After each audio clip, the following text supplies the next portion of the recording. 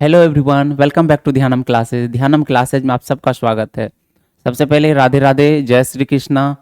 चलिए आज मैं आप लोगों को पॉलीमर्स का दूसरा क्लास लेने जा रहा हूँ। जिन बच्चों ने अभी तक मेरा पुराना वीडियो नहीं देखा है वो वीडियो को देख लें ताकि ये लेक्चर आपको, ये क्लास आपको अच्छी रूप से समझ में आए।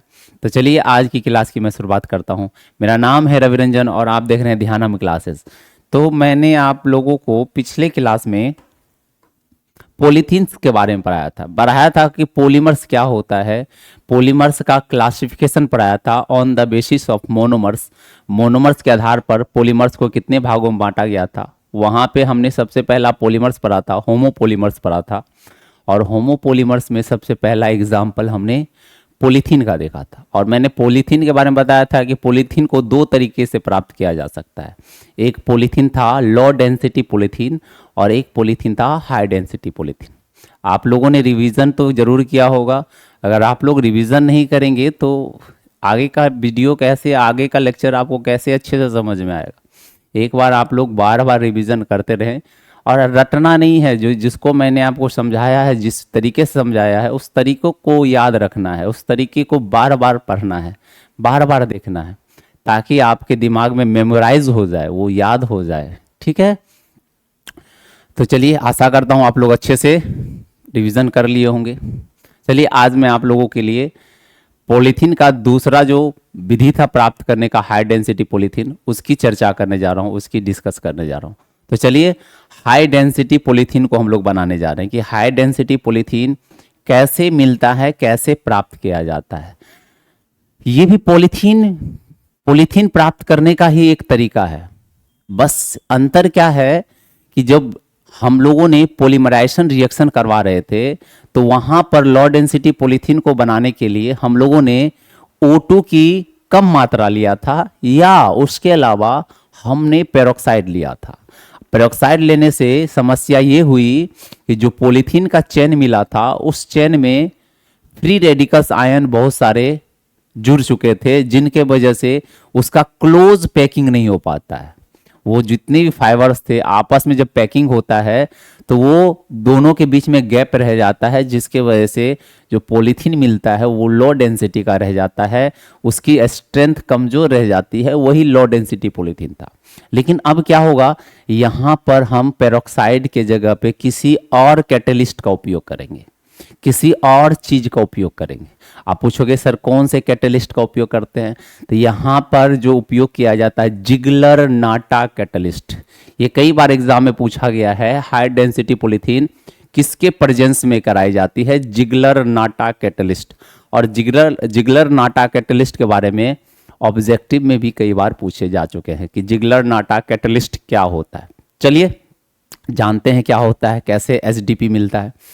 तो सबसे पहला क्या होता है कि पॉलीथीन प्राप्त करने के लिए हमें एन संख्या में जो है इथीन लिया जाता है। हमने बताया था पॉलीथीन प्राप्त करने के लिए हमको क्या चाहिए, इथीन मॉलिक्यूल्स चाहिए। कितनी संख्या में, एन संख्या में। एन संख्या मतलब ढेर सारे संख्या में हमको पॉलीथीन मतलब इथीन मॉलिक्यूल्स चाहिए। अब इथीन को हम लोग पॉलीमराइजेशन कराएंगे, बहुलीकरण करवाएंगे। किसके प्रेजेंस में, तो उसमें हमको हीट देना पड़ेगा। कितना हीट देना पड़ेगा, 333 केल्विन से लेकर 343 केल्विन के बीच में तापमान रखना होता है। और उसके साथ साथ जो एटमॉस्फेरिकल प्रेशर है वो 6 से 7 एटीएम पे रखना पड़ता है। 6 से 7 एटमॉस्फेरिकल प्रेशर पर रखना होता है। और इसके अलावा वहां पर जिस तरह से हमने पेरोक्साइड का इस्तेमाल किया था, यहां पर हम जिगलर नाटा कैटलिस्ट का इस्तेमाल करेंगे। कैटलिस्ट का मतलब होता है उत्प्रेरक। उत्प्रेरक का अर्थ होता है जब किसी रिएक्शन को कराने का जो दर है उस दर को बढ़ा देना, उसी को कहा जाता है कैटलिस्ट। और इस कैटलिस्ट का खोज जिगलर नाटा ने किया था, इसलिए इसे नाम दे दिया गया जिगलर नाटा कैटलिस्ट। समझ में आया। और जिगलर नाटा कैटलिस्ट क्या होता है, TiCl4 प्लस C2H5 का होल थराइस Al, और इसी को कहा गया है जिगलर नाटा कैटलिस्ट। और आप लोग ये याद रख लेना, ये VVI है। आप लोगों से ये कई बार एग्जाम में क्वेश्चन पूछे जाते हैं कि जिगलर नाटा कैटलिस्ट क्या होता है। TiCl4 प्लस C2H5 का होल थराइस एल्युमिनियम Al, इसी का नाम दिया गया है जिगलर नाटा कैटलिस्ट। और इसी को खोजा था किसने? जिगलर नाटा ने, इसलिए नाम दिया गया जिगलर नाटा कैटलिस्ट। और जब इसके प्रेजेंस में हम इथीन मॉलिक्यूल्स को बहुलीकरण कराते हैं तो हमें हाई डेंसिटी पॉलीथीन प्राप्त होता है। हमने बताया था ये डबल बॉन्ड, ये बीच का डबल बॉन्ड टूट जाएगा। ये डबल बॉन्ड क्या होता है? ये टूट जाता है और ये दोनों पोजीशन खाली हो जाते हैं। देखो ना, ये बीच वाला जो डबल बॉन्ड था इथीन में वो टूट गया था, उसके जगह पे ये दोनों पोजीशन खाली हो गया, इधर वाला भी इधर वाला भी, दोनों इंड जो है फ्री हो जाता है। अब इस फ्री इंड पर अलग अलग जो है इथीन मॉलिक्यूल्स को जोड़ा जाता है। इधर भी इथीन बहुत सारा के जुड़ेगा, इधर भी इथीन बहुत सारा के जुड़ेगा। कितनी संख्या में जुड़ेगा? n संख्या में। n मान लिए कोई संख्या होगा, n संख्या में जुड़ा, इसलिए इसको दिखाते हैं बड़े ब्रैकेट में और लास्ट में नीचे में n लिख देते हैं। इसका मतलब n संख्या में जुड़ जाएगा तो एक लंबी चेन बनेगी, उसी लंबी चेन का नाम है हाई डेंसिटी पॉलीथीन। बस अंतर कहाँ पे है? हमने यहां पर जिगलर नाटा कैटलिस्ट का इस्तेमाल किया था और लो डेंसिटी में क्या किया था? लो डेंसिटी में हमने पेरोक्साइड के प्रेजेंस में करवाया था। बस इतना सा अंतर, और कुछ अंतर नहीं है। हाँ, ये जब प्राप्त होगा इसकी डेंसिटी हाई हो जाएगी। उसकी डेंसिटी कम थी क्योंकि उसके बीच में गैप बन गया था, यहाँ गैप नहीं बनेगा। मैं दिखाता हूँ किस तरह से बनेगा। तो इसने क्या कहा, पहले एक बार आप मन लोग इसको पढ़ लेते हैं, उसके बाद फिर आगे चलता हूँ।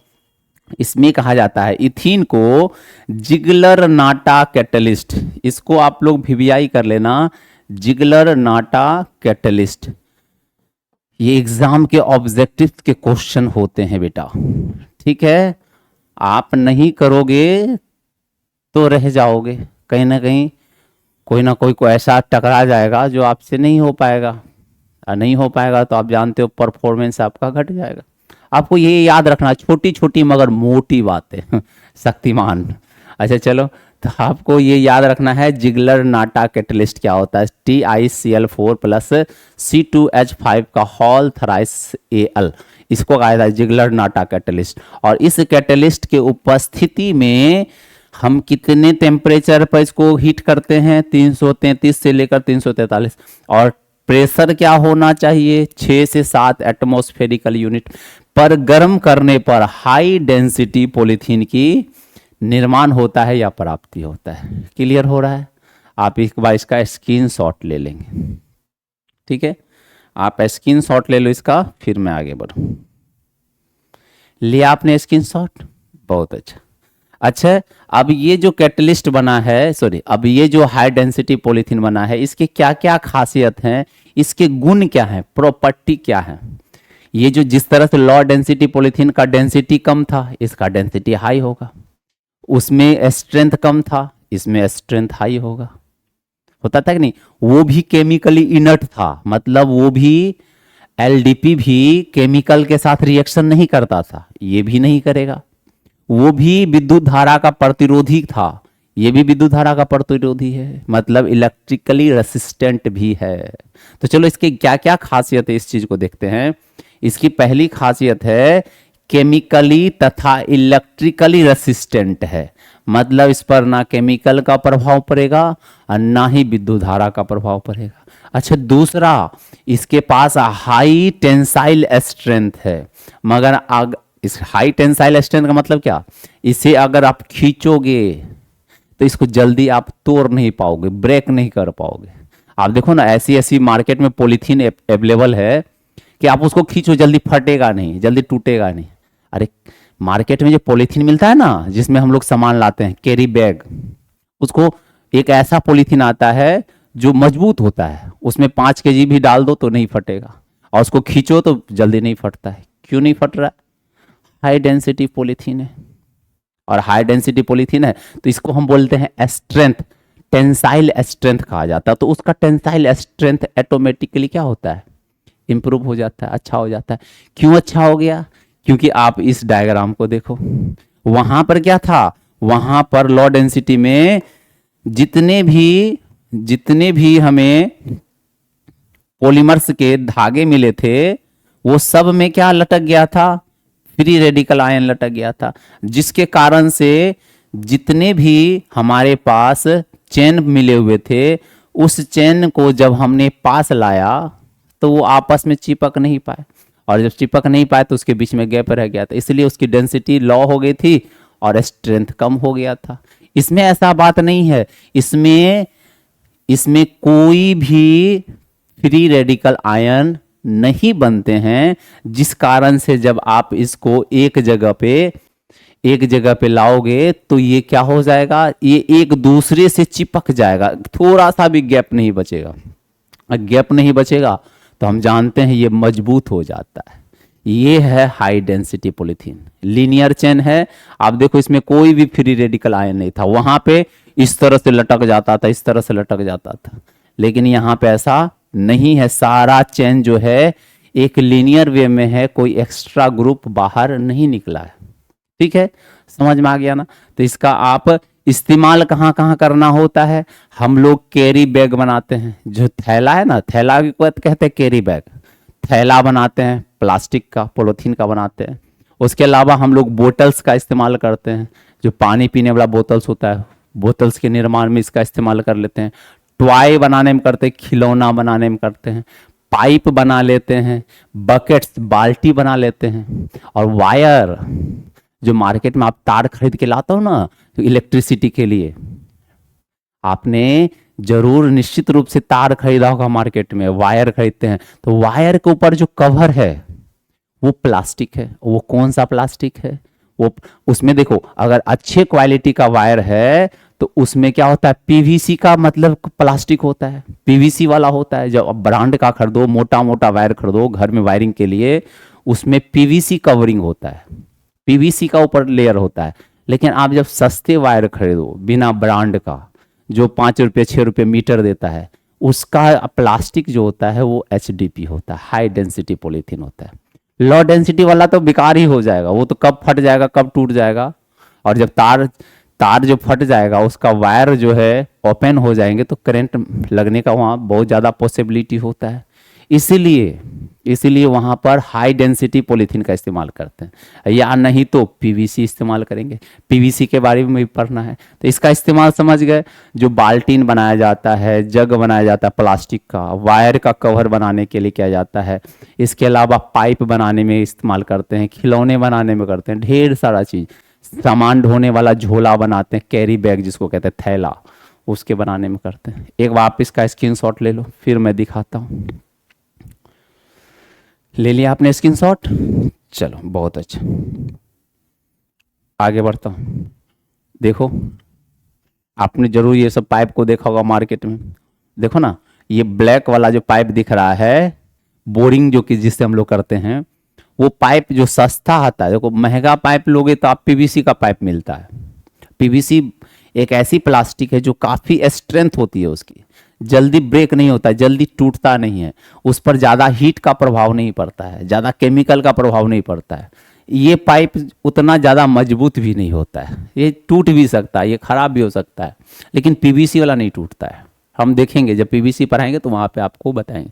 तो ये जो पाइप है, ये मतलब जो हाई डेंसिटी पॉलीथीन है। आप ये पानी पीने वाला बोटल्स देखे होंगे, बड़े बड़े जो बोटल्स होते हैं, ये लो डेंसिटी वाला रहता तो आप दबाते ज़्यादा तो फट जाता, ये आप गिरा दो तो उतना फर्क नहीं पड़ता। हाँ, ये भी कमज़ोर होता है, लेकिन उतना भी कमज़ोर नहीं होता कि ये जल्दी टूट जाए, इतना भी नहीं होता है। तो आप ये जो बोतल देख रहे हो पानी पीने वाला, ये भी हाई डेंसिटी पॉलीथीन है। मार्केट में जो प्रोडक्ट मिलता है, जैसे आप शैम्पू खरीदते हो, शैम्पू का जो कवर डब्बा होता है, प्लास्टिक का बॉक्स जो होता है, वो हाई डेंसिटी पॉलीथीन। तो पता है ये चैप्टर पढ़ने का फायदा क्या है, आप जाओगे मार्केट में तो आपको धीरे धीरे समझ में आने लगा, अच्छा ये लो डेंसिटी पॉलीथीन है, ये हाई डेंसिटी पॉलीथीन है, ये ऐसा है, वो ऐसा है। अच्छा, आप ब्रश जो करते हो, ब्रश करते हो ना, जो ब्रश होता है मार्केट, वो उसमें भी पॉलीमर्स का बना होता है। वो निर्भर करता है, कोई ब्रश 15 रुपया 20 रुपया में भी मिलता है मार्केट में, सस्ते में मिलता है, और कोई महंगा दाम में मिलता है। महंगा क्यों है? क्योंकि इसमें इस्तेमाल होने वाला पॉलीमर्स महंगा है, इसलिए वो महंगा दामों पे बिकता है। उसकी क्वालिटी पर डिपेंड करती है। ठीक है, तो ये मत समझना कि अरे उतना महंगा है तो क्या भैया, उसको बनाने के तरीका पर निर्भर करता है कि आपका सामान कितना चीप होगा या कितना आपका कॉस्टली होगा, उस बात पर निर्भर करता है। समझ में आ रहा है कितना अच्छा है? ठीक है, आपको बहुत सारा नॉलेज मिलेगा इस चैप्टर से। मार्केट में जाओगे तो बहुत सारा चीज़ों को देखोगे, समझोगे, तब उसको पढ़ाई से जोड़ो। अच्छा ये तो वो था, ये तो वो था। समझ में आया? डिफरेंस समझ में आया आपका? चलो आप इसका एक बार स्क्रीनशॉट ले लो। ये देखो, हम लोग कूड़ादान के रूप में, डस्टबिन के रूप में इस्तेमाल करते हैं। ये भी हमारा क्या है? हाई डेंसिटी पॉलीथीन का ही बना होता है। ले लिया आपने, चलो आगे देखते हैं। अब है कोपोलीमर। पहले आप लोग अपने लोगों ने होमोपोलीमर पढ़ा था। होमोपोलीमर्स क्या थे? ऐसे बहुलक जो एक ही प्रकार के मोनोमर्स के रिपीट करने से बनता है, उसको क्या कहते थे? होमोपोलीमर्स। याद करो, याद है कि नहीं है? आप लोग को बार बार बोल रहा हूं, मैं जितना पढ़ाता हूं उससे ज्यादा आप पढ़ो। आप मतलब जो उसको याद करो, मेमोराइज करो। ठीक है, तो होमोपोलीमर्स हुआ करता था कि जब एक ही मोनोमर्स मिलकर बहुलक का निर्माण कर देता था, पॉलीमर्स का निर्माण करता था। एक ही प्रकार के मोनोमर्स मिलकर अगर पॉलीमर्स के चेन का निर्माण कर रहा था तो वो होमोपोलीमर्स था। ये कोपोलीमर्स क्या है? इसमें अलग अलग मोनोमर्स आएंगे और वो आपस में जुड़ेंगे और तब चेन बनाएंगे, तो उसको कहा जाएगा कोपोलीमर। को का मतलब ही है साथ, साथ मतलब क्या? अलग अलग मोनोमर्स को साथ ले आता है। को, जब भी इंग्लिश में को वर्ड जुड़ जाए, को मतलब क्या होता है? साथ देने वाला, सहयोगी। तो इसमें है कोपोलीमर्स। जब बहुत सारे क्या होंगे? अलग अलग प्रकार के मोनोमर्स आएंगे और वही मोनोमर्स रिपीट कर करके एक चेन का निर्माण कर लेंगे। उसी चेन का जो पॉलीमर होगा उसी को कहेंगे कोपोलीमर्स। तो चलो यहां देखते हैं इसके डेफिनेशन में क्या कह रहा है। ऐसे बहुलक जिनका निर्माण देखो, यह क्या कह रहा है? अलग अलग प्रकार के, कैसे? अलग अलग प्रकार के अणुओं के रिपीट होने से बनती है, सह बहुलक कहलाती है, कोपोलीमर कहलाती। समझ में आया? कोपोलीमर क्या है? जो अलग अलग प्रकार के मोनोमर्स के रिपीट होने से बना है, उसी का नाम क्या है? कोपोलीमर। आप पूछोगे सर एग्जाम्पल? बेटा सब देखेंगे, घबराओ नहीं। जितने भी एग्जाम्पल हैं, टोटल एग्जाम्पल्स के बारे में मुझे पढ़ना है इस चैप्टर के अंतर्गत। आप घबराओ नहीं, हर चीज को आपको महसूस कराने का कोशिश करूंगा, उसको आप तक पहुंचाने का कोशिश करूंगा कि आखिर ये होता क्यों है। मेरा एक ही उद्देश्य है कि आपको ऐसा नहीं है कि आप आंख बंद करके पढ़ाई कर रहे हो। मेरा ये उद्देश्य है कि जितने भी आप पढ़ो, इतनी बेहतरीन से पढ़ो कि आपको लगे कि हाँ मैंने सीखा है। पढ़ाई का ये मतलब केवल डिग्री जमा करना नहीं है, केवल सर्टिफिकेट को लाके दिखाना नहीं होता है। पढ़ाई का मतलब होता है जब वो पढ़ाई का आप कितना अपने जीवन के लिए प्रयोग कर रहे हो, वो पढ़ाई है। ठीक है, वो ज्ञान है, वो नॉलेज है। ठीक है, तो चलो यहाँ पे देखता हूँ इसके क्या क्या एग्जाम्पल्स हैं। टेरिलीन, जिसको कहते हैं डेक्रोन भी कहा जाता है, इसको पॉलिस्टर का नाम दिया जाता है। आपने सुना होगा पॉलिस्टर का कपड़ा है। पॉलिस्टर क्या है? पॉलिस्टर का ही नाम है टेरिलीन या डेक्रोन कहा जाता है। और कहा जाता है जब इंसानों ने एक सिंथेटिक मानव निर्मित कपड़ा का निर्माण किया था, और मानव निर्मित कपड़ा में सबसे पहला उसने क्या बनाया था? सिंथेटिक जो वस्त्र बनाया गया था वो था पॉलिस्टर। और पता है इसको इंग्लैंड में बनाया गया था। पढ़ेंगे, जस्ट अभी पढ़ेंगे इसका एग्जांपल्स को। और उसके बाद क्या हुआ? पूरी दुनिया में औद्योगिक क्रांति आ गया। ऐसा मानो कि पूरी दुनिया में मशीन बनना शुरू हो गया, फैक्ट्री बनना शुरू हो गया। इसका बहुत बड़ा हमारे हमारे औद्योगिकरण पे बहुत बड़ा इसका प्रभाव हो रहा है। मैं पढ़ाऊंगा, इसके बारे में बताऊंगा। तो ये क्या है, कोपोलीमर्स के पहला एग्जाम्पल क्या है, टेरेलीन, जिसको हम लोग पॉलिस्टर कहते हैं। क्या कहते हैं, पॉलिस्टर कहते हैं, या डेक्रोन भी नाम कहा जाता है। दूसरा Buna S rubber. Buna N rubber homopolymer था, याद करो आप। बूना एन रबर कौन सा पॉलीमर था, होमो। यहां क्या है, बूना एस रबर। नाइलॉन 66 या नाइलॉन 66 भी कहते हैं इसको। नायलॉन, नायलॉन अलग अलग है, नायलॉन 26 भी होता है, नायलॉन 6 होता है, नायलॉन 66 होता है, पढ़ेंगे तो देखेंगे, ये सब अलग अलग है। तो यहाँ पे नायलॉन 66 जो है, नायलॉन जिसको हम लोग 66 भी बोल सकते हैं, 66 कहते हैं, नायलॉन 66 भी को पॉलीमर का उदाहरण है। बेकेलाइट फॉर्मल्डिहाइड, फिनॉल फॉर्मल्डिहाइड को ही बेकेलाइट कहते हैं। पता है, ये क्वेश्चन हमसे कई बार एग्जाम में मुझे मिला था कि बेकेलाइट पूछा गया था कि Bakelite is non age, Bakelite जाना जाता है, किसे कहते हैं, फिनॉल फॉर्मल्डिहाइड को ही बेकेलाइट कहा जाता है। याद रखना, ये मेरे संजोग बस ऐसा कोइंसिडेंट हुआ कि ना जाने 3-4 हमने ऐसे एग्जाम दिए थे जहां पर ये क्वेश्चन मेरे से बार बार पूछा गया था। फिनॉल मतलब जो फिनॉल फॉर्मल्डिहाइड बेकेलाइट, दिमाग में ही घुस गया था, फिनॉल फॉर्मल्डिहाइड मतलब बेकेलाइट। तो ये याद रखना, आपसे भी पूछा जा सकता है, फिनॉल फॉर्मल्डिहाइड, फिनॉल फॉर्मल्डिहाइड को बेकेलाइट कहते हैं। उसके बाद है मेलेमाइन, मेलेमाइन है, और मेलेमाइन का आज बहुत बड़ा दुरुपयोग हो रहा है।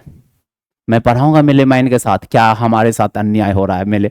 ये मेलेमाइन को जर्मनी में खोजा गया, एक ऐसा केमिकल था जिसका खोज जर्मनी में हुआ था। इसमें 70% नाइट्रोजन कंटेंट होता है, और इसका इस्तेमाल आज मार्केट में जितने भी मिल्क प्रोडक्ट आते हैं सब में मेलेमाइन मिलाया जा रहा है। कैंसर कॉजिंग सब्सटेंस है ये। इसका खोज टाइल्स बना, आर्टिफिशियल टाइल्स, आर्टिफिशियल प्लेट बनाने के लिए किया गया था, लेकिन आज जो है इसका उपयोग हमारे खाने पीने की वस्तुओं में हो रहा है, खासकर मिल्क, दूध, जो बेकरी, जो मिल्क प्रोडक्ट है, जो डेयरी प्रोडक्ट है, उसमें इसका धड़ल्ले इस्तेमाल हो रहा है।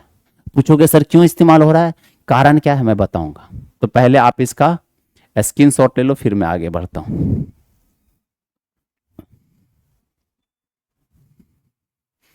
ले लिया आपने स्क्रीनशॉट। ये सब एग्जाम्पल्स आप याद रखना, ठीक ना। चलो मैं आगे बढ़ता हूँ। क्या क्या एग्जाम्पल्स है, टेरेलिन है, टेरेलिन को ही पॉलिस्टर कहते हैं, बूना एस रबर है, नायलॉन 66 है, बेकेलाइट्स है, उसके बाद क्या है, मेलेमाइंस है। ये सब एग्जाम्पल्स क्या है, कोपोलीमर्स। क्या इसमें सबसे पहला एग्जाम्पल पढ़ने जा रहा हूं, डेक्रोन, जिसको पॉलिस्टर कहते हैं, पहला पॉलिस्टर। आप ये पूछा जाएगा पॉलिस्टर, पॉलिस्टर किन किन मोनोमर्स से मिलकर बना होता है। अब देखो यहां पे 2 मोनोमर्स आएंगे। पहला आएगा इथिलीन ग्लाइकोल, अल्कोहल ग्रुप का एक अल्कोहल लेते हैं जिसका नाम एथिलीन ग्लाइकोल है।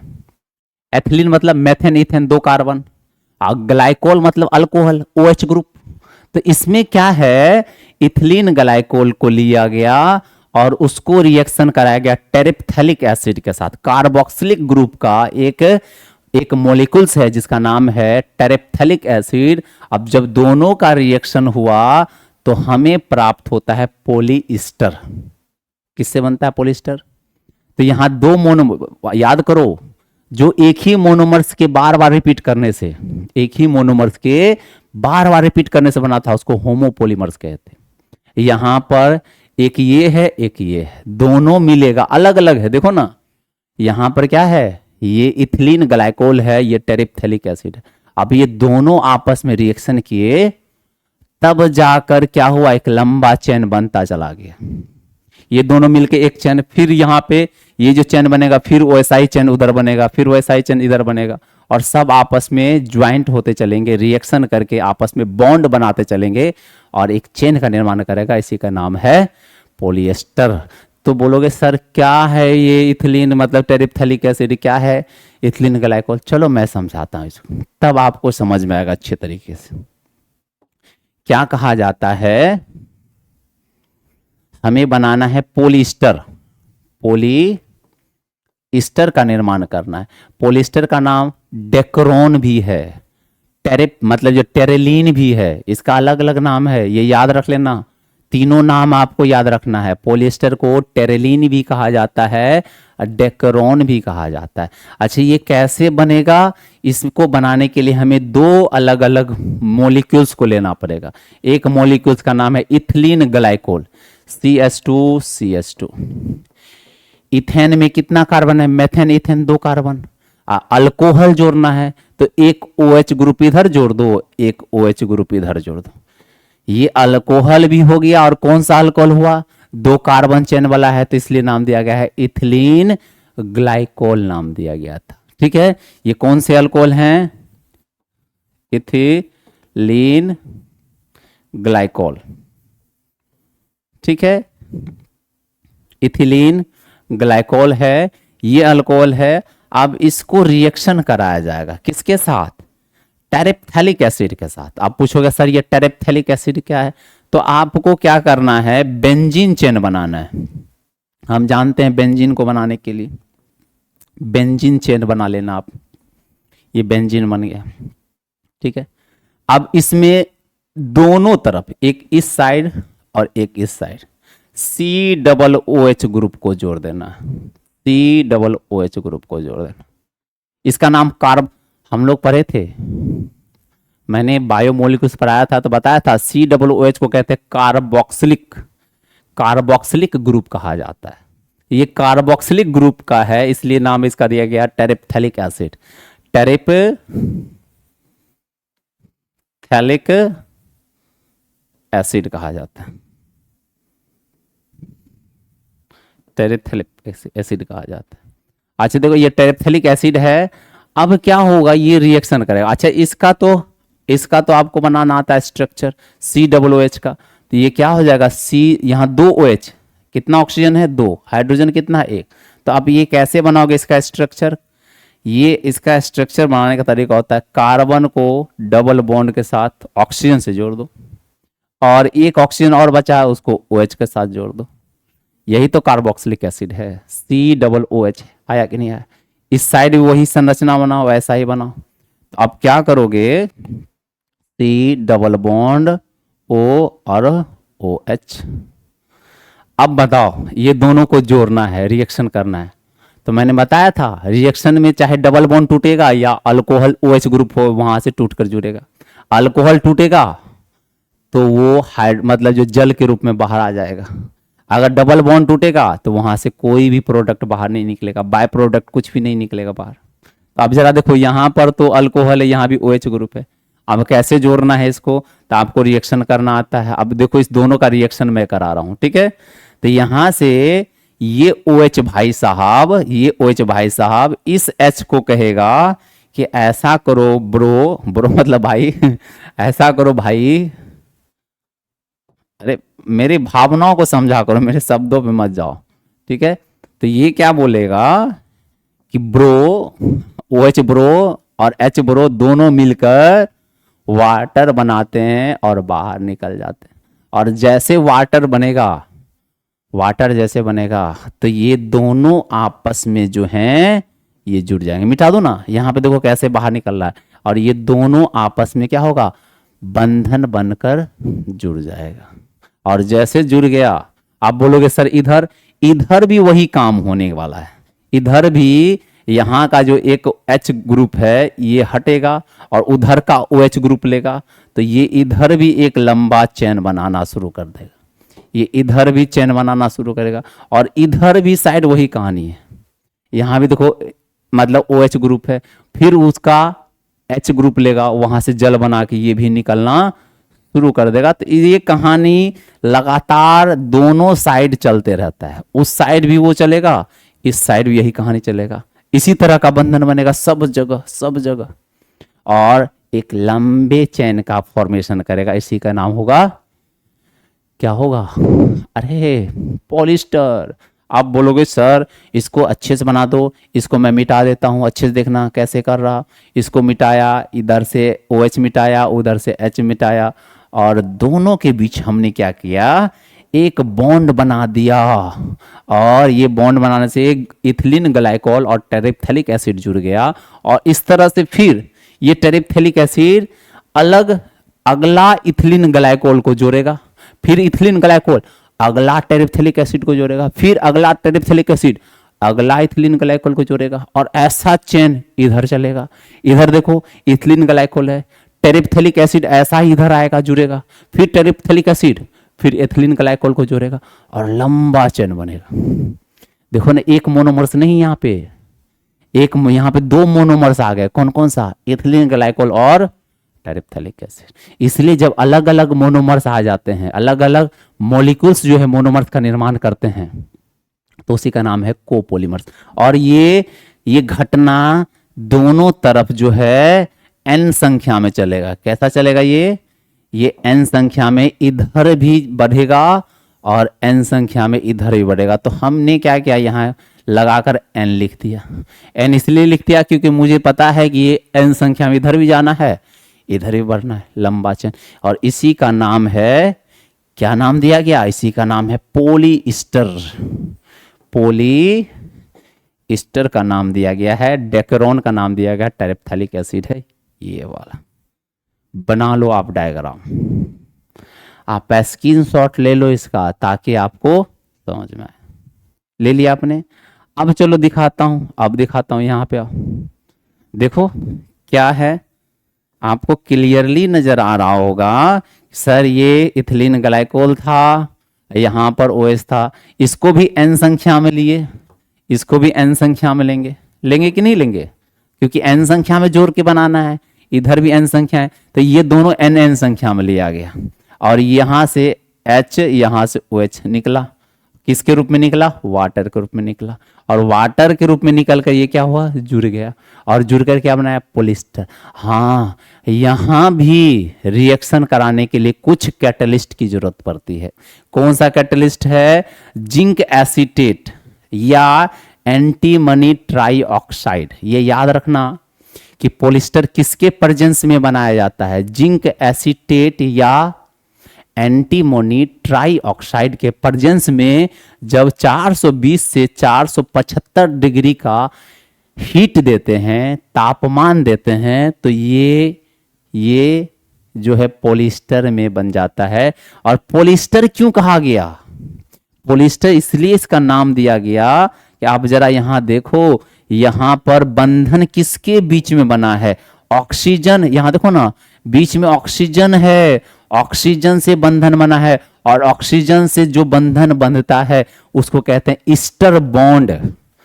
ईस्टर बॉन्ड बनता है यहां पर। और ईस्टर बॉन्ड जो है इस साइड n संख्या में बनता ही चलेगा। दोनों तरफ बहुत सारा ईस्टर बॉन्ड बनेगा।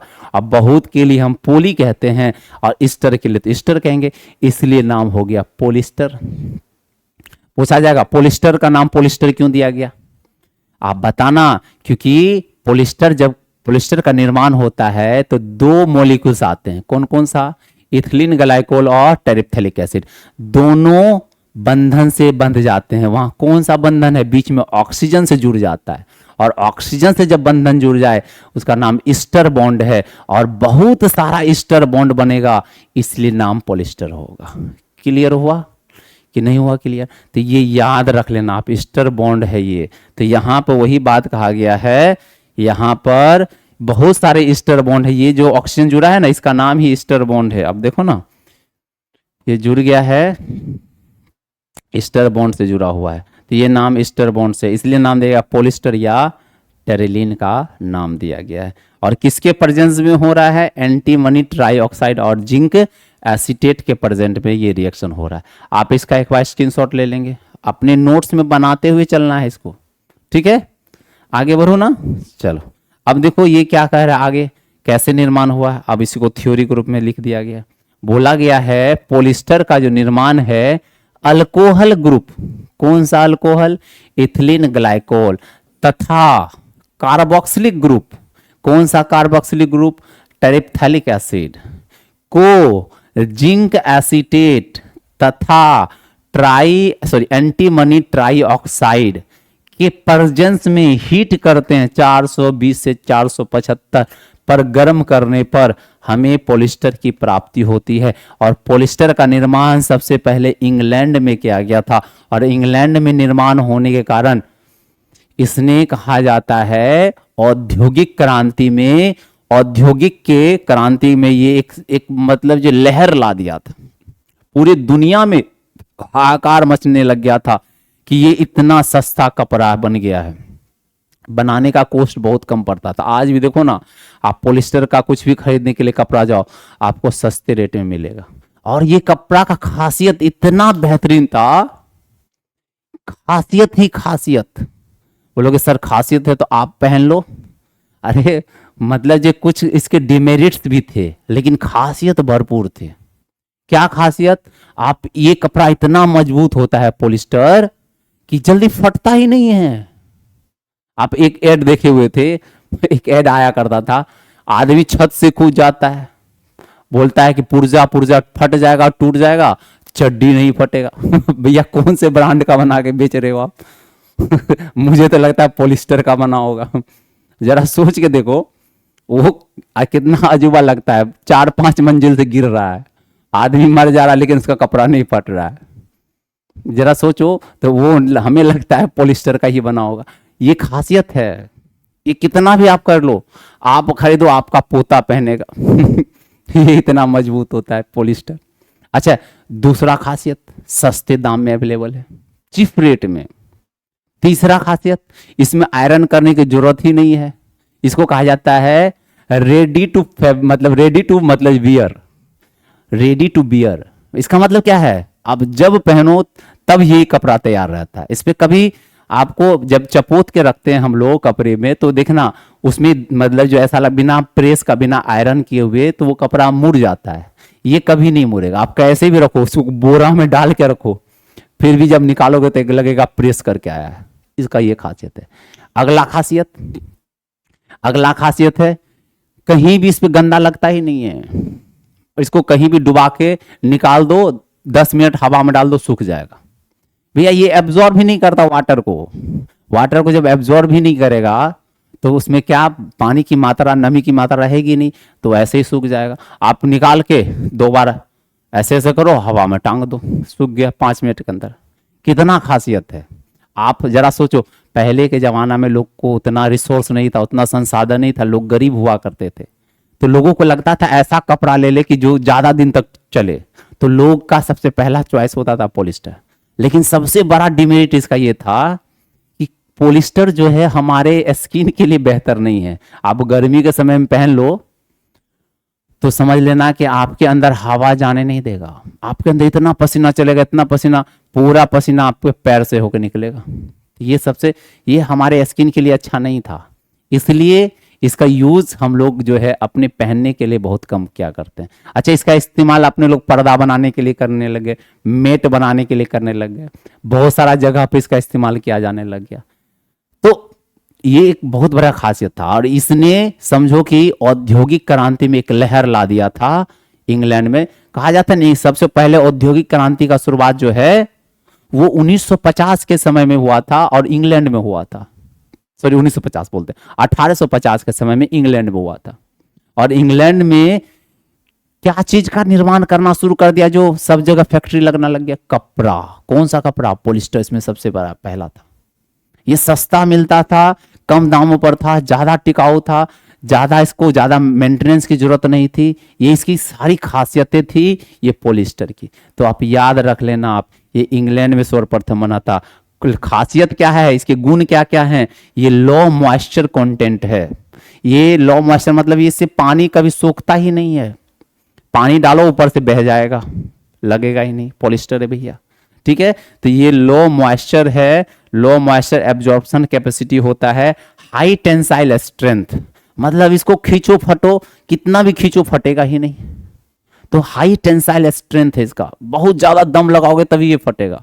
अगर आपके पास कॉटन का है कपड़ा, आप कॉटन का पहन तो ज्यादा खींच दो, देखो उसके जो धागे हैं वो अलग होने लगते, और वो अलग होने लगते कमजोर होते हैं। वो हाई टेंसाइल स्ट्रेंथ नहीं, ज्यादा खींचोगे टूट जाएगा वो। लेकिन वो हमारे स्किन के लिए बहुत अच्छा लगता है, आरामदायक लगता है, इजी टू वियर है, ये ऐसा नहीं है। तो मिक्स्ड विथ सिल्क। अच्छा, अब आजकल जो है हम लोग इसका एक नया, नहीं बोलते, एक नया वर्जन आ गया है मार्केट में, पॉलिस्टर को सिल्क के साथ मिलाकर जो है बनाना शुरू कर दिया और फिर मार्केट में आना ये शुरू हो गया। तो चलो, इसका ये खासियत था। आप इसका एक बार स्क्रीनशॉट ले लेंगे, आप इसका एक बार स्क्रीनशॉट ले लो। समझ में आ गया ना, क्लियर हुआ पॉलिस्टर। चलो आप देखते हैं। अब देखो इसे क्या क्या नाम कहा गया है, रेडी टू वियर कहा गया है, रेडी टू वियर फैब्रिक्स। इसका मतलब जब चाहो आप तब तैयार है, इसको प्रेस करने, आयरन करने की आवश्यकता है ही नहीं। कितना इसको बोरा में ठूस के रखो। स्टूडेंट लोग का लाइफ में आप देखते ही होंगे कि कहीं जाना है, लड़कियां लोग क्या करती है, एकदम फोल्ड कर कर के रख लेती है सामान को, लेकिन बॉयज लोग को देखो, वो बोरा में, बैग में भर भर के कोच कोच के रखता है, ठूस ठूस के रखता है। कहीं जाना, लगता है कि कहीं से काम करके आ रहा है, लेबर की तरह लग रहा है, तो वो उतने अपने आप को ख्याल नहीं रखता है। तो अगर ये आप कितना भी ठूस के रखो ना, उसको जब भी निकालो तो आपको एकदम उस पर फॉल्ट का निशान नहीं पड़ता है, मुड़ा हुआ का निशान नहीं पड़ता है। लेकिन सूती वस्त्र जब हम लोग पहनते हैं, जब हम लोग कॉटन के वस्त्र पहनते हैं, तो वहाँ आप देखना, आप जब भी मोड़ दोगे तो बिना प्रेस का आप पहनोगे तो अच्छा ही नहीं लगेगा। तो ये खासियत है इसका, रेडी टू वियर कहा जाता है। आजकल इस्तेमाल कहाँ होता है, हम लोग इसका इस्तेमाल करते हैं फाइबर्स, धागे को बनाने के लिए करते हैं, हम लोग सेफ्टी बेल्ट बनाने के लिए करते हैं। जो बेल्ट होता है ना गाड़ियों में, अब देखो ना, जब 4 व्हीलर पे चढ़ो तो बेल्ट रहता है, वो बेल्ट किसका बना है, वो मतलब बना है पॉलिस्टर का बना है। टायर की कोड, अच्छा टायर्स के कोड क्या होता है, जब टायर का आप कॉर्नर देखना, जब टायर खराब हो जाता है ना, जैसे 2 व्हील का, मतलब जैसे बाइक का है, या आप देख लो साइकिल का है, या मतलब 4 व्हीलर का देखो, उसका कॉर्नर पे आप देखना, वहां पे धागे धागे निकलते हैं, वो पॉलिस्टर्स हैं। क्या है, वो पॉलिस्टर्स हैं। ठीक है, टेंट बनाने के लिए जो टेंट का कपड़ा होता है, टेंट का कपड़ा देखना कितना कड़ा होता है, और वो टेंट का कपड़ा किसका बना है, पॉलिस्टर का बना होता है। ठीक है, क्लियर है। अच्छा, अब जो है पॉलीमर्स को विभाजन कर रहे हैं on the basis of source, स्रोत के आधार पे। पहला विभाजन हमने वर्गीकरण पॉलीमर्स का किसके आधार पे किया था, मोनोमर्स के आधार पर। अब पॉलीमर्स का विभाजन का दूसरा तरीका सीख रहे हैं। कौन सा तरीका है, on the basis of source. On the basis of source का मतलब है कि इसको प्राप्त कैसे किया जाता है, किस स्रोत से इसको प्राप्त करते हैं। तो पॉलीमर्स दुनिया में दो ही तरीका से हम लोग प्राप्त कर सकते हैं। क्या, एक प्रकृति ने मुझे दिया, उसको कहते हैं प्राकृतिक सोर्स, नेचुरल पॉलीमर्स कहा जाता है, और एक हमने खुद बनाया है। और खुद बनाया है इसका मतलब वो सिंथेटिक है। सिंथेटिक मतलब संश्लेषित, जो संश्लेषित है उसको कहेंगे संश्लेषित बहुलक, सिंथेटिक पॉलीमर। एक जो प्रकृति हमें देती है नेचुरल पॉलीमर, और एक हमने एक्स्ट्रा अपना दिमाग लगा के बनाया है। क्या, दोनों को मिक्स कर दिया है उसको कहा गया सेमी सिंथेटिक। नेचुरल को भी लिए और आर्टिफिशियल को भी लिए, दोनों को मिक्स करके एक नया प्रोडक्ट बना दिए। हम जानते हैं ना, हम ह्यूमंस बीइंग क्या है, हम तो दुनिया के सबसे बड़े ताकतवर आदमी हैं, दुनिया के सबसे बड़े, मतलब पृथ्वी के सबसे मतलब बुद्धिमान प्राणी। समझते हैं कि नहीं अपने आप को, सब लोग समझते, अरे मैं तो बहुत होशियार हूं, मुझे तो पृथ्वी का सबसे ज्ञानी, सबसे श्रेष्ठ है इंसान। तो उसने अपना दिमाग लगाया, दिमाग चलाया, क्या बनाया, उसने सिंथेटिक को मिलाया और आर्टिफिशियल को, उसने नेचुरल को मिलाया और आर्टिफिशियल को मिला के एक अपना ही पॉलीमर्स बना दिया उसने। तो चलो देखते हैं इसके आधार पे क्या क्या हो रहा है। तो आपको ये क्लियर समझ में आया। अब क्या कहा जाता है, मतलब स्रोत के आधार पर पॉलीमर्स को 3 भागों में बांटा। एक नेचुरल पॉलीमर्स है जो प्राकृतिक बहुलक है, जो प्रकृति हमें देती है। एक सिंथेटिक है, सिंथेटिक को कहते हैं संश्लेषित बहुलक, जिसको मानव ने बनाया है। और एक क्या है, सेमी सिंथेटिक है, अर्ध संश्लेषित है। अब ये तीनों को एक एक करके देखते हैं कि अर्ध संश्लेषित क्या होता है, प्राकृतिक में कौन कौन आते हैं और आर्टिफिशियल में कौन कौन से आते हैं। क्लियर है। आप एक बार इसका स्क्रीनशॉट ले लेंगे, फिर मैं आगे बढ़ूं। ले लिया आपने स्क्रीनशॉट, बहुत अच्छा। चलो अब आगे बढ़ता हूं। अब पहला बात कर रहा हूं मैं किसका, पहला बात कर रहा हूं नेचुरल पॉलीमर्स की। नेचुरल पॉलीमर्स क्या है, वे बहुलक जो प्राकृतिक रूप में पाए जाते हैं, जो नेचर हमें देती है। आप पूछोगे सर कौन कौन सा है, अरे अपना शरीर में देखो ना, आपके शरीर में भी पॉलीमर्स हैं। पोजोसर कौन सा है, बायोमोलिकुल्स पर आया था। प्रोटीन क्या है, नेचुरल पॉलीमर्स है। सेल्यूलोज क्या है, नेचुरल पॉलीमर्स है। अच्छा, डीएनए आरएनए क्या था, न्यूक्लिक एसिड, नेचुरल पॉलीमर्स था। जो प्रकृति खुद बना के दे रही है, स्टार्च, नेचुरल पॉलीमर्स हैं। ये जितने भी प्रकृति के अंतर्गत पॉलीमर्स हैं, नेचुरल पॉलीमर्स। हमारे आपके शरीर में बनाने वाला भी पॉलीमर्स जो है नेचुरल पॉलीमर्स है। तो इसके एग्जांपल्स क्या हैं, कार्बोहाइड्रेट। कार्बोहाइड्रेट में कौन कौन सा कार्बोहाइड्रेट, स्टार्च, सेल्यूलोज, ग्लाइकोजिन, देखे थे ना। ये सारे के सारे ऐसे पॉलीमर्स हैं जो प्राकृतिक रूप में हमारे आपके शरीर के अंतर्गत जो है, जीवों के अंतर्गत जो है, जीवों के शरीर में देखने को मिलता है। इसके अलावा प्रोटीन, न्यूक्लियोटाइड का बहुलक, देखे थे ना। सॉरी, प्रोटीन किसका है, अमाइनो एसिड का बहुलक है। उसी तरह से मतलब जो ग्लाइकोजिन, सेल्यूलोज, स्टार्च, ये सब जो है बहुलक है। अच्छा, इसके अलावा न्यूक्लिक एसिड, न्यूक्लिक एसिड बोले तो डीएनए आरएनए न्यूक्लियोटाइड से मिलकर बना है। ये सब का पढ़ाई अपन लोग कर चुके हैं। इसके बारे में यहाँ चूस शब्द नहीं पढ़ेंगे, इतना भी नहीं पढ़ेंगे, इतू सा भी नहीं पढ़ेंगे यहाँ पे क्योंकि हमने पढ़ाया है पहले। अब क्या पढ़ूंगा यहाँ पे पढ़ना है अपने लोगों को प्राकृतिक रबर, जो नेचुरल रबर है ये पढ़ेंगे अपने लोग। क्लियर हो गया है।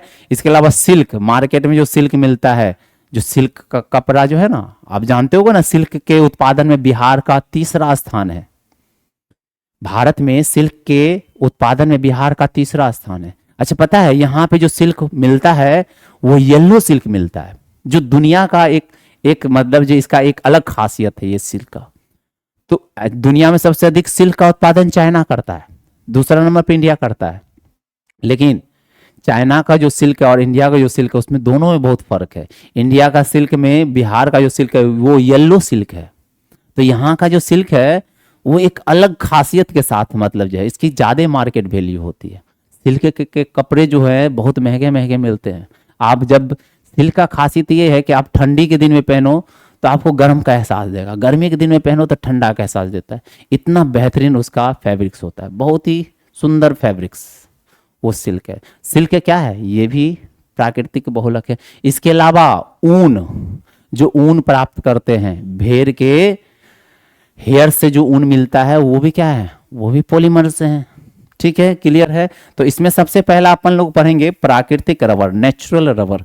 तो दूसरा मतलब टाइप का क्या है, सिंथेटिक पॉलीमर्स। सिंथेटिक पॉलीमर में हम जानते हैं संश्लेषित बहुलक कहते हैं, जिसे मानव ने कुछ परिवर्तन करके अपने उपयोग में लाते हैं।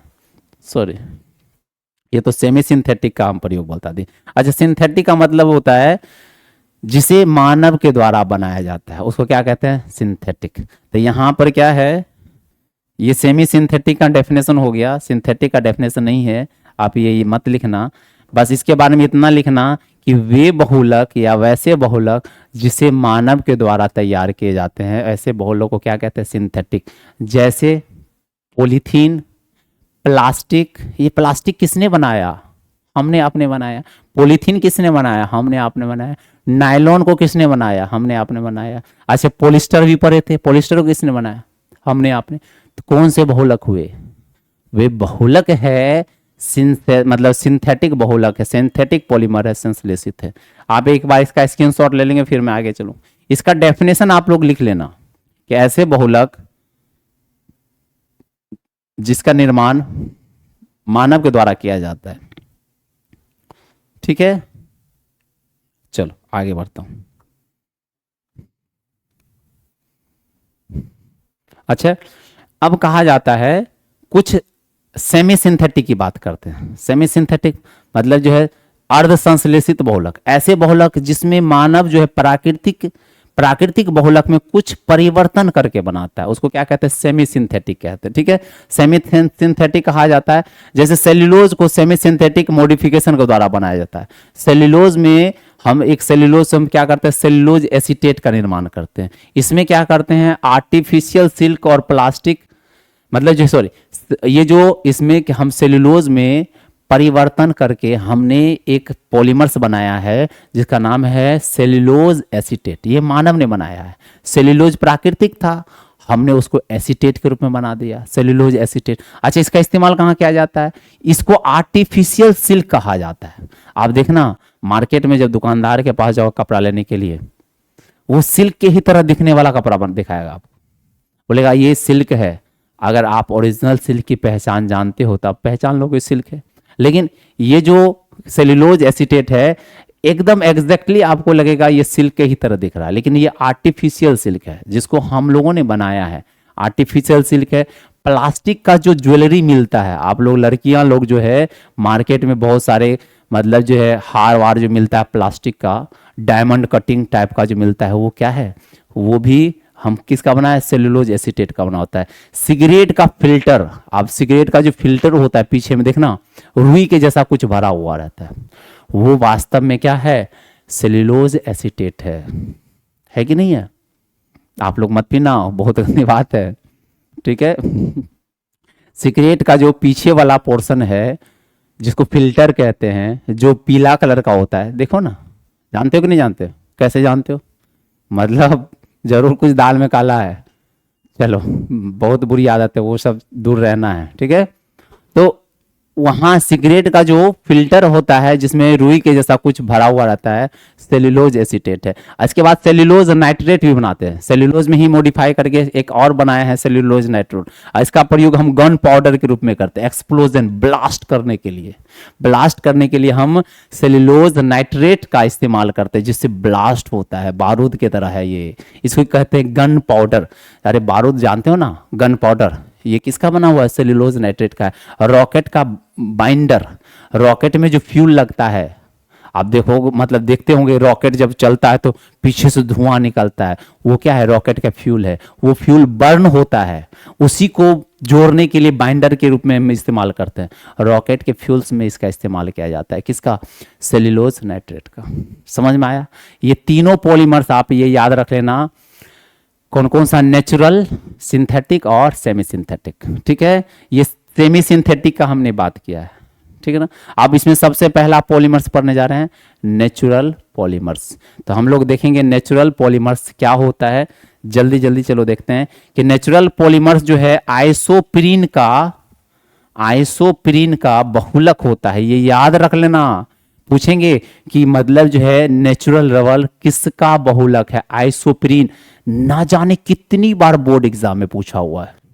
आप देखो ना, पलट के देखो ना केमिस्ट्री का पोर्शन, वहां बहुत बार आपको मिलेगा कि isoprene is the monomers of which of the following. किसका, निम्नलिखित में से किसका बहुलक है? किसका मोनोमर्स है? आइसोप्रीन किसका है? नेचुरल रबर का। नेचुरल रबर को बनाने वाला जो रिपीटेड इकाई है वही है आइसोप्रीन। क्लियर है? तो आप इसको एकदम वीवीआई कर लेना, आइसोप्रीन। मैं पूछूंगा कि नेचुरल रबर का बहुलक मोनोमर्स क्या है, तो बता देना क्या है? आइसोप्रीन। स्क्रीनशॉट लो आप। ले लिया आपने स्क्रीनशॉट? बहुत अच्छा। चलो अब आगे बढ़ता हूं। अब बोलोगे सर आइसोप्रीन क्या है? ये आइसोप्रीन है। अच्छा, यहां पे इसको हम आपको बना के दिखाते हैं नेचुरल रबर। आइसोप्रीन क्या होता है? Methane, ethane, propane. हम जानते हैं ना प्रोपेन में कितने कार्बन्स होते हैं? अब बताओ ना कितने कार्बन्स है? यहां देखो ना, प्रोपीन है कि नहीं? Propene, methane, ethane, propane, butane. तो प्रोपेन में कितने कार्बन्स हैं? तीन कार्बन होने चाहिए। तो यहां पे क्या है? और आइसो का मतलब क्या है? एक ग्रुप बाहर लटक जाता है, उसका नाम आइसो है। आइसो क्या है? आप लोग पढ़े होंगे नोमेनक्लेचर, आप लोग पढ़े होंगे आईयूपीएससी नोमेनक्लेचर। वहां पर आइसो का मतलब क्या? एक लंबा चेन था, यहां पर कोई अल्काइल ग्रुप आके जुड़ जाता था, CH3। अगर कोई कार्बन है उससे एक ग्रुप बाहर लटक जाएगा, अल्काइल ग्रुप लटक जाता था, इसी का नाम दिया जाता था आइसो। यहां देखो ना, आइसो लटक गया किस पर? प्रोपीन पर, तो इसलिए नाम दिया गया आइसोप्रोपीन। क्या नाम दिया गया है? आइसोप्रोपीन। प्रोपीन कहा जाता है। और आइसोप्रोपीन को जब हम लोग हीट करते हैं तो हीट करने से हमें नेचुरल रबर की प्राप्ति होती है। कैसे प्राप्ति होगा आप यहाँ पे समझो बात, यहाँ पे हम करके दिखाते हैं आप लोगों को। ये था हमारे पास CH2 डबल बॉन्ड, यहाँ पे देख लो पहले, ये डबल बॉन्ड है, ठीक है। आइसो का मतलब यहाँ पे CH3 एक लटका दो, ये आइसो हो गया। तो एक दो तीन चार, यहाँ पे एक भी कार्बन नहीं होगा, ठीक है, ये इस तरह से। और यहाँ कितने होंगे, 3 1 4, ठीक। यहाँ पे कितने होंगे, 2, यहाँ पे कितने होंगे, 2। ये है हमारा आइसोप्रीन, इसका नाम क्या है, आइसोप्रीन। आइसो, इसको आइसो कहा गया, ये आइसो नाम दिया गया। और ये क्या है, प्रीन, प्रोपीन, इसका नाम क्या है, प्रोपीन। तो आइसोप्रोपीन नाम है, ठीक है, आइसोप्रोपीन, प्रोपीन, ठीक है ना, आइसोप्रोपीन है। अब इसको क्या करेंगे, जब बहुत सारा आइसोप्रोपीन जब आपस में जुड़ जाएगा तो किसका निर्माण कर लेगा, किसका निर्माण करेगा, नेचुरल रबर का। अब लोग सर कैसे जोड़ना है, जोड़ कर मुझे दिखाओ। तो चलो मैं आप लोगों को ये जोड़ कर दिखाता हूं कैसे जोड़ना, ठीक है। देखो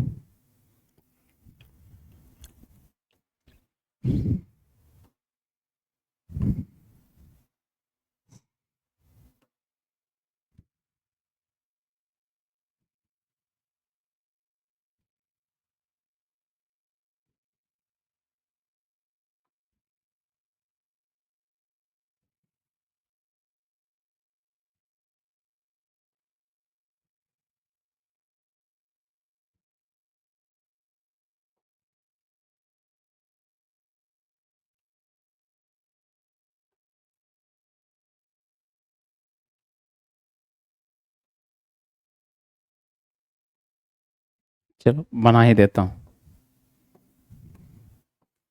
CH2 double bond, C single bond, CH2 और यहाँ पे क्या जुड़ेगा, CH3। इसी का नाम है आइसोप्रोपीन, का नाम दिया गया, यहाँ डबल बॉन्ड है, ठीक है, आइसोप्रोपीन।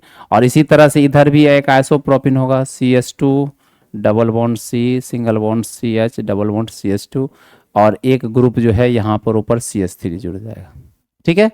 अब क्या होना है, इसको जोड़ना है मुझे, इसको प्लस करना है, दोनों को ऐड करना है, बॉन्ड बनाना है। अब बताओ कैसे बॉन्ड बनेगा, इसके पास OH नहीं है, इसके भी पास OH नहीं है, बताए थे OH नहीं है तो डबल बॉन्ड तोड़ेगा, डबल बॉन्ड तोड़ के जगह खाली करेगा और दोनों को जोड़ेगा। तो बताओ कैसे टूटेगा, ये अपना डबल बॉन्ड खाली करेगा, ये अपना डबल बॉन्ड खाली करेगा।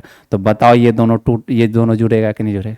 अच्छा ये डबल बॉन्ड खाली कर देगा, ये चिल्लाने लगेगा कि तुम अपना तोड़ कर तो अपना पूरा कर लिया जरूरत, एक बंधन बना लिया, एक तोड़ा एक बंधन बनाया, मेरा क्या होगा कालिया मेरा क्या होगा कालिया। तो बोलेगा कि मेरा तो खाली हो गया, अरे यहाँ डबल बॉन्ड था, इसको इसका जब टूटा तो इसका बैलेंसी खाली हो गया, इसका बैलेंसी खाली होता तो ये बंधन बनाया, लेकिन ये टूटने से ये इसका बैलेंसी भी तो खाली हो गया।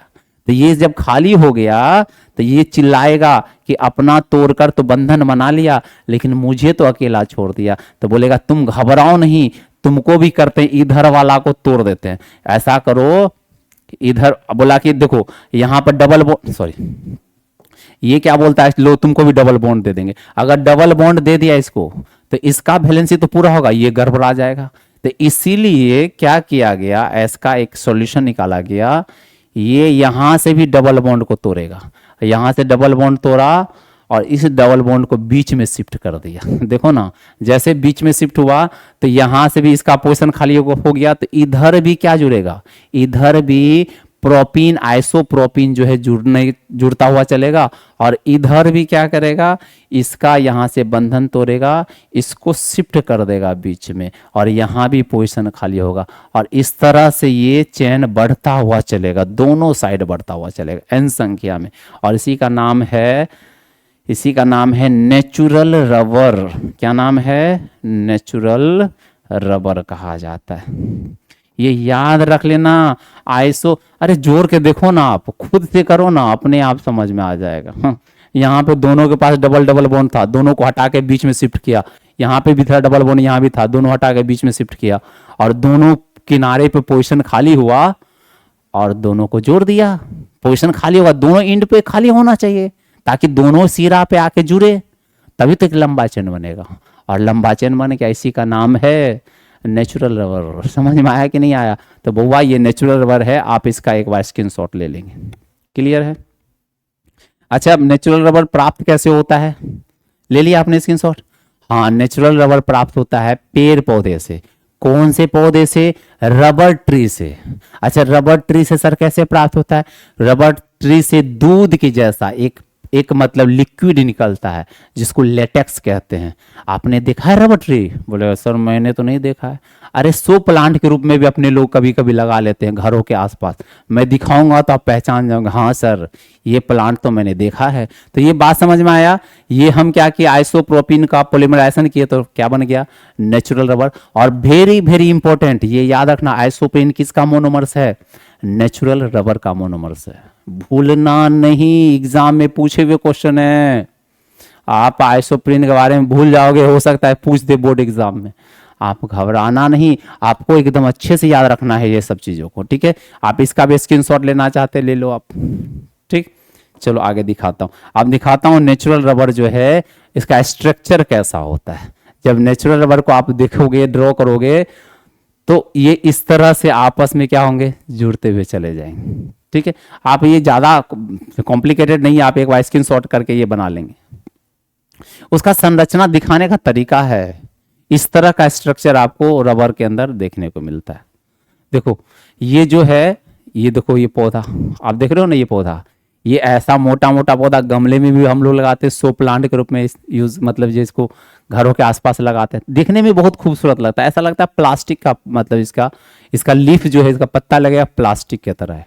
ये नेचुरल रबर है। अच्छा कैसे निकाला जाता है? आप देखो ये बराबर रबर ट्री है। अब इसमें क्या किया गया, इसको इसके तनाव में कट के निशान लगाए जाते हैं, और कट के निशान लगाने से क्या किया जाता है, वहां पे कोई बर्तन रख दिया जाता है मिट्टी का या प्लास्टिक का, जो सारे इसके लेटेक्स जो है दूध के जैसा जो निकला है वो आके जम जाता है। और उसमें हमने क्या करते हैं, एक केमिकल ऐड कर देते हैं, एसिटिक एसिड, और जैसे डालते हैं तो वो दूध के अंदर, जैसे अपने लोग दूध से पनीर बनाते हैं ना, उसी तरह से जब हम एसिटिक एसिड डाल देते हैं तो इसके अंदर क्या होता है, वो सारे रबर एक जगह जमा हो जाते हैं। ऐसा लगेगा पनीर निकल रहा है। देखो ना, ये हाथ में पकड़े हुए ना, ये पनीर है, यही नेचुरल रबर है। ये क्या है, नेचुरल रबर है। तो इस तरह से मतलब नेचुरल रबर को तैयार किया जाता है। तो अब जरा समझो इसके बारे में क्या क्या लिखा गया है, इसको अच्छे से जानो। बोला गया नेचुरल रबर में लगभग 11,000 से 20,000 आइसोप्रीन पाए जाते हैं। अगर एक नेचुरल रबर की बात करेंगे, 11,000 से लेकर 20,000 उसमें आइसोप्रीन जो है मौजूद होते हैं। अब इसमें कहा जाता है नेचुरल रबर जो है, रबर ट्री से दूध जैसा सफेद पदार्थ निकलता है, उसको लेटेक्स कहते हैं। क्या कहते हैं? दूध जैसा जो पौधा से निकलने वाला पदार्थ है उसी का नाम लेटेक्स है। और लेटेक्स में हम एसिटिक एसिड मिला देते हैं 1%, तो वो लेटेक्स जो है जम जाता है, अस्कंदित हो जाता है, उसको कहते हैं कोगुलेट हो जाना, जम जाना, अस्कंदित हो जाना। और वो अस्कंदित हो जाता है, और वही जो अस्कंदित पदार्थ है उसी का नाम है नेचुरल रबर है। तो ये बोला जाता है नेचुरल रबर कम लचीला होता है, कम मजबूती होता है। आप ऐसे करोगे तो टूट जाएगा, वो इस्तेमाल करने योग्य नहीं है। नेचुरल रबर का डायरेक्ट हम लोग यूज नहीं करते हैं, उसको मॉडिफाई कर लेते हैं, सल्फर मिला के, पढ़ेंगे अगले टॉपिक में पढ़ेंगे, ठीक है? तो याद रखना नेचुरल रबर का हम डायरेक्ट इस्तेमाल नहीं करते, क्योंकि बहुत कमजोर होता है, बहुत मुलायम है। ऐसे पकड़ोगे ना, वो ढेला जो देखा था आपने, अरे आपने देखा था मतलब एक जमा हुआ निकला हुआ था, तो वो क्या है, अगर ऐसे पकड़ के आप खींचोगे वो अलग हो जाएगा, बेकार हो जाएगा, यूज करना, उसका यूज ही नहीं हो सकता है। तो हम उसको यूजेबल बनाते हैं। क्या ऐड करते हैं? तो सल्फर ऐड करते हैं। तो वो हम देखेंगे कैसे वो किया जाता है। तो बस अब इतना समझो, नेचुरल रबर क्या होता है, कम लचीला होता है, कम मजबूत होता है, इसका कारण अधिक उपयोग नहीं होता है। इसको गर्म करने पर मुलायम हो जाएगा, ठंडा करने पर कठोर हो जाएगा। ये है नेचुरल रबर। आप इसका एक बार स्क्रीनशॉट ले लेंगे। ये याद रखना कि रबर रबर ट्री से मिलता है, और रबर ट्री से निकलने वाला दूध के जैसा पदार्थ लेटेक्स। और कैसे निकालते हैं, उसमें एसिटिक एसिड मिलाते हैं, तो वो क्या होता है, जम जाता है, तो पनीर के जैसा निकलना शुरू हो जाता है। क्लियर हो गया है? चलो, आपने देख ही लिया है ये डायग्राम, ये है रबर ट्री। आप लोग स्क्रीनशॉट लेना चाहते हो, स्क्रीनशॉट ले सकते हो। ये रबर ट्री का पौधा है जो घरों में हम लोग गमलों में लगाते हैं या शो प्लांट के रूप में लगाते हैं। ठीक है, ये बड़े बड़े प्लांट है जहाँ से ये लेटेक्स निकाला जा रहा है, और इसमें एसिटिक एसिड मिलाकर कोगुलेट कर दिया गया, जमा दिया गया, स्कंदित कर दिया गया, और इसी को कहते हैं नेचुरल रबर। ठीक है, तो चलो अगले दिन हम लोग पढ़ेंगे कि ये नेचुरल रबर का उपयोग हम लोग क्यों नहीं करते हैं, और उससे हम रबर का जो हम लोग यूज जो कर रहे हैं रबर आम जीवन में, वो कौन सा रबर है, कैसे प्रिपेयर करते हैं। तब तक के लिए आप लोग पढ़ते रहें, हंसते रहें, मुस्कुराते रहें। मिलता हूँ अगले क्लास में। Thank you.